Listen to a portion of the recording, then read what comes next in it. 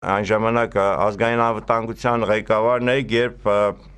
127-րդ այդ դիվիզիան էր տեղակայված Հայաստանում, այդպես չէ, պարոն Շահնազարյան։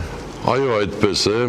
Հիմա պարոն Շահնազարյան, ինչ ասենք, հիմա այս ռազմաբազան կատարում է իր ֆունկցիան, թե պատոհաս է դարձել գյումրեցիների գլխին այս ամենից հետո։ Հիմա գիտենք, որ մի քանի արդեն այդպիսի սարսափելի դեպքեր են եղել, 99 թվականին էլ, չէ, գիտենք, որ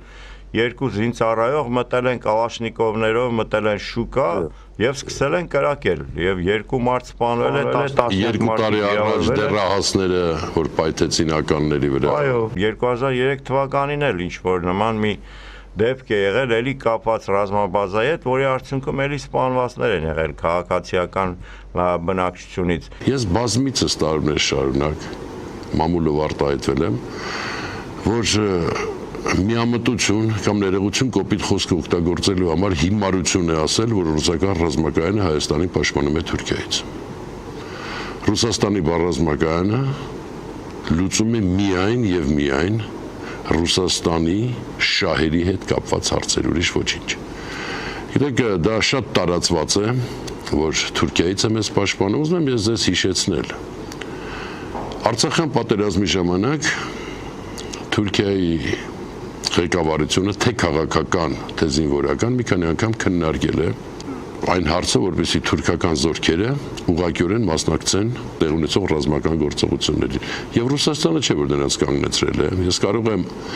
մի փաստ բացահայտել, այս մասին մի անգամ մամուլով խոսվել է մի քանի տարի առաջ, ասում եմ դա նորից բացահայտել։ Թուրքական գլխավոր շտաբի